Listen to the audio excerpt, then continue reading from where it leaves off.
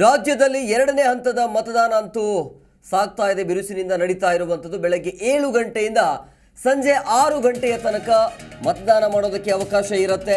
So ಬಿರು ಬಿಸಿಲನ್ನು ಲೆಕ್ಕಿಸದೆ ಮತದಾರರಿಂದ voting ನಡೀತಾ ಇದೆ. ಸರತಿ ಸಾಲಿನಲ್ಲಿ ನಿಂತು ಘಟಾನುಘಟಿಗಳಿಂದ ವೋಟಿಂಗ್ ನಡೀತಾ ಇರುವಂಥದ್ದು. ರಾಜ್ಯದಲ್ಲಿ ಇವತ್ತು ಮಧ್ಯಾಹ್ನ 3 ಗಂಟೆಯವರೆಗೆ 54.20% ಮತದಾನ ಆಗಿದೆ. ಬಳ್ಳಾರಿಯಲ್ಲಿ 56% ಆಗಿದೆ. ಇನ್ನು ರಾಯಚೂರು ಅಂತ ಬಂದಾಗ ಅಲ್ಲಿ 47.70%. ಇನ್ನು ಕಲಬುರಗಿಯಲ್ಲಿ ಈವರೆಗೂ ಅಂದರೆ 3 ಗಂಟೆಯ ತನಕ 47.68% ವೋಟಿಂಗ್ ಮಾಡಲಾಗಿದೆ ಕಲಬುರಗಿಯಲ್ಲಿ. ಸೊ ಈಗ ಬಳ್ಳಾರಿಯಲ್ಲಿ ಅತಿ ಹೆಚ್ಚು ವೋಟಿಂಗ್ ಆಗಿರುವಂಥದ್ದು 56-57% ಬಳ್ಳಾರಿಯಲ್ಲಿ ವೋಟಿಂಗ್ ಆಗಿದೆ. ಇನ್ನು ರಾಯಚೂರು ಅಂತ ಬಂದಾಗ 47-48%. ಕಲಬುರಗಿಯಲ್ಲಿ ಅಲ್ಲಿ 48% ವೋಟಿಂಗ್ ಮಾಡಲಾಗಿದೆ. ಸೊ ಬಿರು ಬಿಸಿಲನ್ನು ಲೆಕ್ಕಿಸದೆ ಮತದಾರರು ಬೂತ್ಗೆ ಹೋಗಿ ವೋಟಿಂಗ್ ಕೂಡ ಮಾಡ್ತಾ ಇರುವಂಥದ್ದು. ಇವತ್ತು ಸರತಿ ಸಾಲಿನಲ್ಲಿ ನಿಂತು ಘಟಾನುಘಟಿಗಳಿಂದ ಮತದಾನ ನಡೀತಾ ಇದೆ. ಯಾಕಂದರೆ ಹೈ ವೋಲ್ಟೇಜ್ ಕ್ಷೇತ್ರಗಳಲ್ಲಿ ಬಿರುಸಿನಿಂದ ಮತದಾನ ಸಾಗ್ತಾ ಇದೆ. ಸೊ ಸಂಜೆ 6 ಗಂಟೆಯ ತನಕ ಮತದಾನ ಮಾಡೋದಕ್ಕೆ ಅವಕಾಶ ಇರುತ್ತೆ. ಸೊ ಬೆಳಗ್ಗೆ ಈ ರೀತಿಯಾಗಿ ಕ್ಯೂ ನಿಂತಿದ್ರು ಜನ ಬೆಳಗ್ಗೆ ಒಂದು 7 ಗಂಟೆಯಿಂದ 10 ಗಂಟೆಯ ತನಕ. ಅದಾದ ನಂತರ 12ರಿಂದ 2-3 ಗಂಟೆಯ ತನಕ ಜನ ಕಮ್ಮಿ ಇದ್ದರು, ಯಾಕಂದರೆ ಬಿಸಿಲು ಜಾಸ್ತಿ. ಸೊ ಹಾಗಾಗಿ ಇನ್ನು ಮೇಲೆ ಈಗ 4 ಆಯಿತು, 5ರಿಂದ 6 ಗಂಟೆ ಏನಿದೆಯಲ್ಲ, 1 ಗಂಟೆಗಳ ಕಾಲ ಸಾಕಷ್ಟು ಜನ ಸೇರುವಂಥ ಸಾಧ್ಯತೆ ಇರುತ್ತೆ. ಸೊ ಇಲ್ಲಿಯ ತನಕ ಅಂದರೆ 3 ಗಂಟೆಯ ತನಕ, ಮಧ್ಯಾಹ್ನ 3 ಗಂಟೆಯವರೆಗೆ 54.20% ಮತದಾನ ಆಗಿದೆ 3 ಗಂಟೆಯ ತನಕ. ಸೊ ಬಳ್ಳಾರಿಯಲ್ಲಿ 56.8%. ಇನ್ನು ರಾಯಚೂರಿನಲ್ಲಿ 47.70%.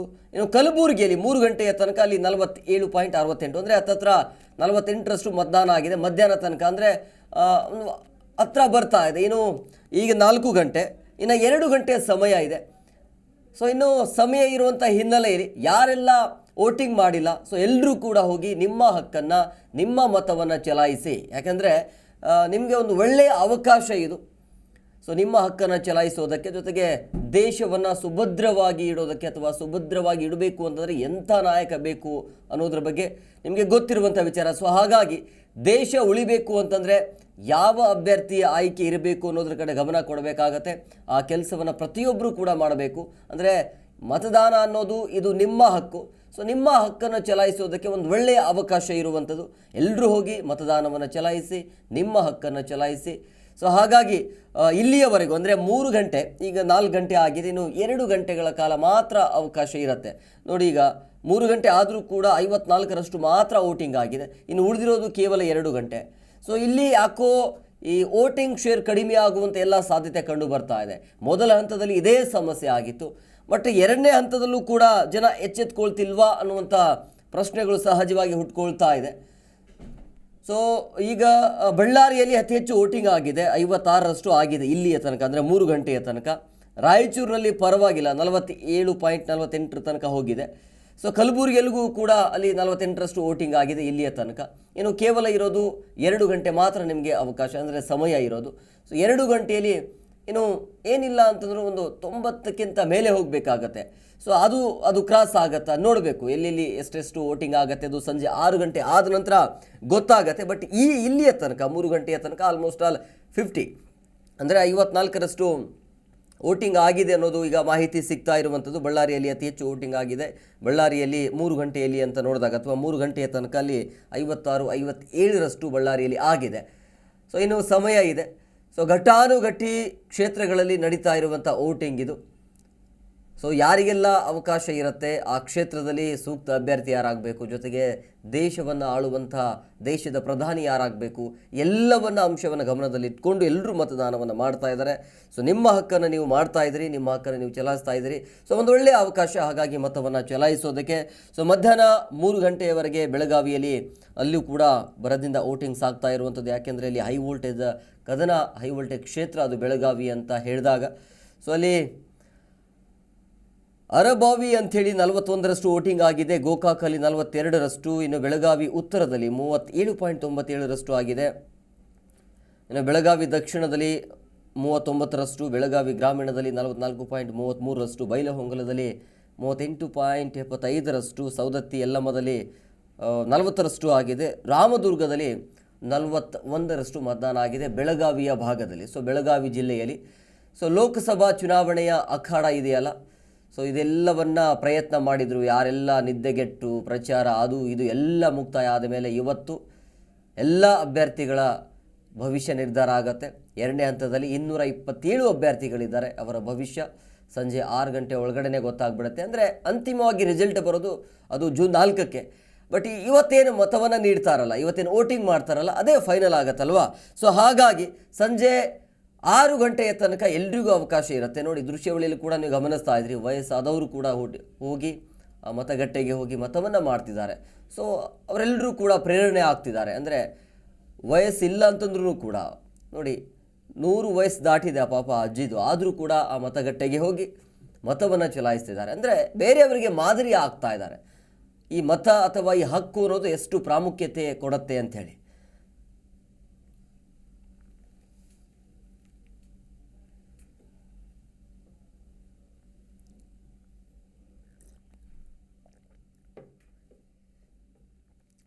ಈ ಬಗ್ಗೆ ಮತ್ತಷ್ಟು ಮಾಹಿತಿ ನೀಡ್ತಾರೆ ನಮ್ಮ ಪ್ರತಿನಿಧಿ ಹೆಬ್ಬಾರ್, ನೇರ ಸಂಪರ್ಕದಲ್ಲಿದ್ದಾರೆ.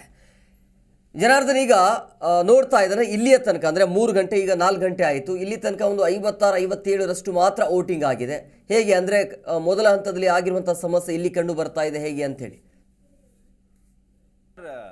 ಇಲ್ಲಿ ಪರಿಸ್ಥಿತಿ ನೋಡಿದ್ರೆ 54% ಆಗಿದೆ. 54.20 ಅಷ್ಟು ಶೇಕಡಾವಾರು ಮತದಾನ ಆಗಿದೆ. ಒಂದು ರೀತಿಯಲ್ಲಿ ಸಮಾಧಾನ ಅಂತ ಹೇಳ್ಬೋದು. ಇದು 3 ಗಂಟೆವರೆಗಿನ ಅಪ್ರಾಕ್ಸಿಮೇಟ್, ಇದು ಎಕ್ಸಾಕ್ಟ್ ಅಲ್ಲ, ಅಪ್ರಾಕ್ಸಿಮೇಟ್ ಇಷ್ಟಾಗಿದೆ ನಿಯರ್ ಅಂತೇಳಿ.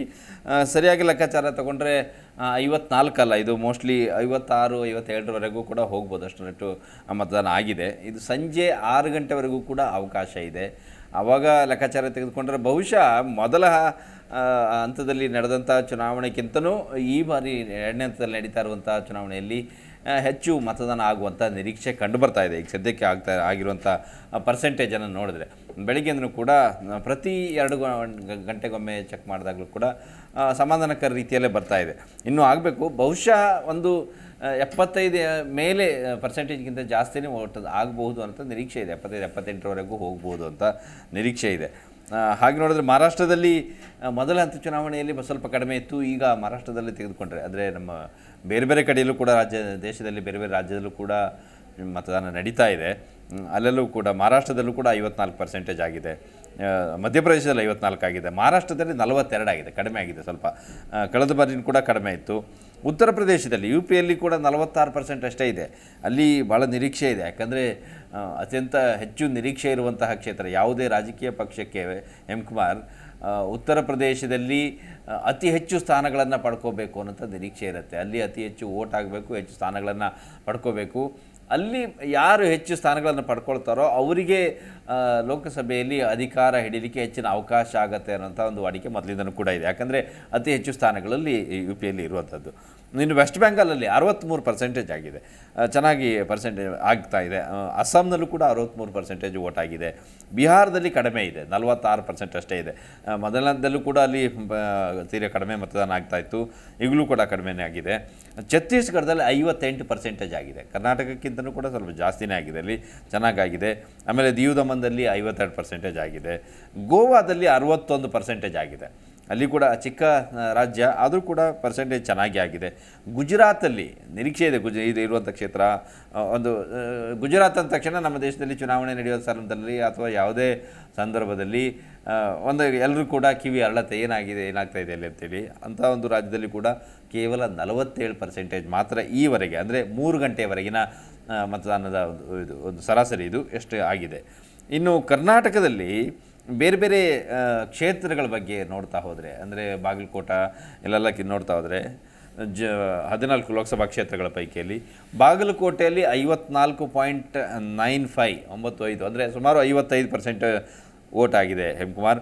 ಬೆಳಗಾಂನಲ್ಲಿ 55% ಆಗಿದೆ, 53% ಆಗಿದೆ. ಇನ್ನು ಬಳ್ಳಾರಿಯಲ್ಲಿ ಅಲ್ಲಿ 56% ಆಗಿದೆ. ಬೀದರ್ನಲ್ಲಿ 49, ಬಿಜಾಪುರದಲ್ಲಿ 49, ಚಿಕ್ಕೋಡಿಯಲ್ಲಿ 59, ದಾವಣಗೆರೆಯಲ್ಲಿ 57, ಧಾರವಾಡದಲ್ಲಿ 55, ಗುಲ್ಬರ್ಗಾದಲ್ಲಿ 47, ಹಾವೇರಿಯಲ್ಲಿ 58, ಕೊಪ್ಪಳದಲ್ಲಿ 55, ರಾಯಚೂರಿನಲ್ಲಿ 49, ಶಿವಮೊಗ್ಗದಲ್ಲಿ 57, ಉತ್ತರ ಕನ್ನಡದಲ್ಲಿ 55. ಹೀಗೆ ಗುಲ್ಬರ್ಗ ಒಂದು ಸ್ವಲ್ಪ ಕಡಿಮೆ ಅನ್ನೋದು ಬಿಟ್ಟರೆ ಗುಲ್ಬರ್ಗ, ವಿಜಯಪುರ ಇಲ್ಲಿ ಮತ್ತು ಬೀದರ್ನಲ್ಲಿ 50% ದಾಟಿಲ್ಲ. ಉಳಿದೆಲ್ಲ ಕಡೆಯಲ್ಲೂ ಕೂಡ ಇವತ್ತು ನಡೀತಾ ಇರೋದು ಚುನಾವಣೆಯಲ್ಲಿ 50% ಸದ್ಯಕ್ಕೆ ದಾಟಿದೆ. 3 ಗಂಟೆ ಪರ್ಸೆಂಟೇಜ್ನಲ್ಲಿ ದಾಟಿದೆ. ಇನ್ನೂ ಕೂಡ ಮತದಾನ ಆಗಬೇಕಾಗಿದೆ. ಆದರೆ ಹೇಮಕುಮಾರ್, ಬೇರೆ ನಗರ ಪ್ರದೇಶಗಳಿಗೆ ಅಂದರೆ ಬೆಂಗಳೂರಿನಂಥ ಕ್ಷೇತ್ರಗಳಿಗೆ ಹೋಲಿಸಿದರೆ ಬೇರೆ ಬೇರೆ ಭಾಗದಲ್ಲಿ ನಡೀತಾ ಇರುವಂಥ ಚುನಾವಣೆಯಲ್ಲಿ ಜನ ಸ್ವಲ್ಪ ಮಟ್ಟಿಗೆ ಹೋಗಿ ಮತದಾನ ಮಾಡುವಂಥ ಒಂದು ಆಸಕ್ತಿಯನ್ನು ತೋರ್ತಾ ಇದ್ದಾರೆ.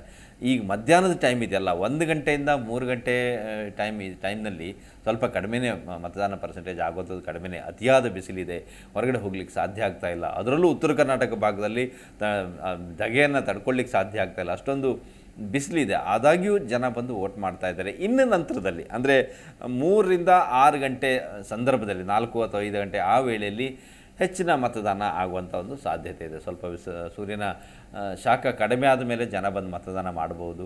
ಒಂದಷ್ಟು ಜನ ಬೆಳಗ್ಗೆನೇ ಹೋಗಿ ಮತದಾನ ಮಾಡಿದ್ದಾರೆ. ಇನ್ನೂ ಉಳಿದಂಥವರು ಸಂಜೆ ಮೇಲೆ ಹೋಗಿ ಮತದಾನ ಮಾಡುವಂಥ ನಿರೀಕ್ಷೆ ಇದೆ. ಅತಿ ಹೆಚ್ಚು ಮತದಾನ ಆಗಬೇಕು ಅಂತ ಆಸಕ್ತಿ ಎಲ್ಲರದ್ದು ಕೂಡ, ಒಂದು ನಿರೀಕ್ಷೆ ಕೂಡ ಇದೆ ಎಲ್ಲರಿಗೂ ಕೂಡ. ಅಂದರೆ ಮೊದಲ ಹಂತದಲ್ಲಿ ಚುನಾವಣೆಯಲ್ಲಿ ಕರ್ನಾಟಕದಲ್ಲಿ ಸ್ವಲ್ಪ ತೀರಾ ಕಡಿಮೆ ಮತದಾನ ಆಯಿತು ಅನ್ನೋಂಥ ಒಂದು ಕಾರಣ ಇತ್ತು. ಚುನಾವಣಾ ಆಯೋಗಕ್ಕೂ ಸಹಿತ ಒಂದು ರೀತಿಯಲ್ಲಿ ಬೇಸರ ಆಗಿತ್ತು. ಇಷ್ಟೊಂದೆಲ್ಲ ಪ್ರಯತ್ನ ಮಾಡ್ತಾ ಇದ್ದೀವಿ, ಜನರಿಗೆ ಬೇಕಂತ ಎಲ್ಲ ಅನುಕೂಲ ಮಾಡಿಕೊಡ್ತಾ ಇದ್ದೀವಿ, ವ್ಯವಸ್ಥೆಯನ್ನು ಮಾಡಿಕೊಡ್ತಾ ಇದ್ದೀವಿ, ಆದಾಗ್ಯೂ ಮತದಾನ ಕಡಿಮೆ ಆಗ್ತಾ ಇದೆ ಅನ್ನೋಂಥದ್ದು ಬೇಜಾರಿತ್ತು. ಇಲ್ಲಿ ಮತದಾನ ಕಡಿಮೆ ಆಗೋದಕ್ಕೆ ಹೇಮಕುಮಾರ್ ಸಮಯ ಇದ್ದರೆ ಹೇಳ್ಬಿಡ್ತೀನಿ. ಹಲವಾರು ಕಾರಣಗಳು. ಒಂದಷ್ಟು ನಾವು ನೇರವಾಗಿ ಮತದಾರರನ್ನು ಬೈತೀವಿ, ಮತದಾರರು ರಜಾ ಹಾಕಿ ಎಲ್ಲೋ ಹೋದರು ಎಲ್ಲೋ ಮಾಡಿದ್ರು ಅಂತೇಳಿ. ಇಲ್ಲಿ ಭಾಳಷ್ಟು ಸಾರಿಯಲ್ಲಿ ಮತದಾರರ ಪಟ್ಟಿಯಲ್ಲಿ ಹೆಸರುಗಳೇ ಮಾಯ ಆಗಿರುತ್ತೆ. ಇನ್ನು ಕೆಲವ್ರದ್ದು ಪರ್ಸೆಂಟೇಜ್ ಓಟ್ ಕಡಿಮೆ ಆಗುತ್ತೆ ಅಂದರೆ ಅವರು ಮರಣ ಹೊಂದಿದರೂ ಸಹಿತ ಅವ್ರ ಹೆಸರು ಲೀಸ್ಟ್ನಲ್ಲಿ ಇರುತ್ತೆ. ಅವ್ರು ಬೇರೆ ಕಡೆ ಶಿಫ್ಟ್ ಆದರೂ ಕೂಡ ಅವ್ರ ಮತದಾರ ಲೀಸ್ಟ್ನಲ್ಲಿ ಸರಿಯಾಗಿ ಅದನ್ನು ತೆಗೆದಿರಲ್ಲ. ಇಂತಹ ಹಲವಾರು ಲೋಪದೋಷಗಳು ಕೂಡ ಆಗಿರೋ ಕಾರಣಕ್ಕಾಗಿ ಪರ್ಸೆಂಟೇಜ್ ನೋಡಿದಾಗ ಕಡಿಮೆ ಆಗಿರುತ್ತೆ. ಆದರೆ ಮತದಾರರಲ್ಲಿ ಇರೋದೇ ಕಡಿಮೆ ಇರುತ್ತೆ, ಅದ್ರ ಲೀಸ್ಟಲ್ಲಿ ಮಾತ್ರ ಜಾಸ್ತಿ ಅನ್ನೋಂಥ ಕಾರಣವೂ ಕೂಡ ಇರುತ್ತೆ. ಇಂಥೆಲ್ಲ ಲೋಪದೋಷಗಳಿಂದನೂ ಕೂಡ ಒಂದಷ್ಟು ಸಮಸ್ಯೆ ಆಗುತ್ತೆ. ಅದರ ಹೊರತಾಗಿಯೂ ಜನ ತಮ್ಮ ಜವಾಬ್ದಾರಿಯನ್ನು, ತಮ್ಮ ಹಕ್ಕನ್ನು ಚಲಾಯಿಸಬೇಕಾಗಿದೆ. ಇವತ್ತು ಚಲಾಯಿಸ್ತಾ ಇದ್ದಾರೆ. ಒಂದು ಸುವರ್ಣಾವಕಾಶ ಇವರೆಲ್ಲರಿಗೂ ಕೂಡ ಮತದಾನ ಮಾಡುವಂಥ ಅರ್ಹತೆ ಇರೋರೆಲ್ಲರೂ ಕೂಡ ಹೋಗಿ ಮತದಾನ ಮಾಡಬೇಕು. ಇನ್ನೂ ಕೂಡ ಸಮಯಾವಕಾಶ ಇದೆ. 6 ಗಂಟೆಗಳ ಒಳಗಡೆ ಹೋಗಿ ಎಲ್ಲರೂ ಕೂಡ ತಮ್ಮ ಜವಾಬ್ದಾರಿಯನ್ನು ನಿಭಾಯಿಸಬೇಕಾಗಿದೆ. ಘಟಾನುಘಟಿ ನಾಯಕರೆಲ್ಲರೂ ಕೂಡ ಬೆಳಿಗ್ಗೆಯಿಂದನೇ ಹೋಗಿ ಮತದಾನವನ್ನು ಮಾಡ್ತಾ ಇದ್ದಾರೆ. Hemakumar, okay, thank you Janardhan, ನಿಮ್ಮೆಲ್ಲ ಡೀಟೇಲ್ಸ್ಗಾಗಿ.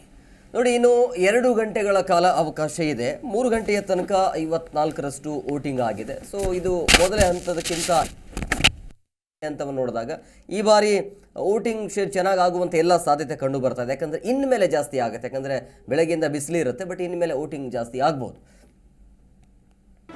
ಜಿ ಕನ್ನಡ ನ್ಯೂಸ್ ಈಗ ನಿಮ್ಮ ಮನೆಯಲ್ಲೇ ನೋಡಿ. ಎಲ್ಲ ಕೇಬಲ್ಗಳಲ್ಲಿ ಈಗ ಲಭ್ಯ.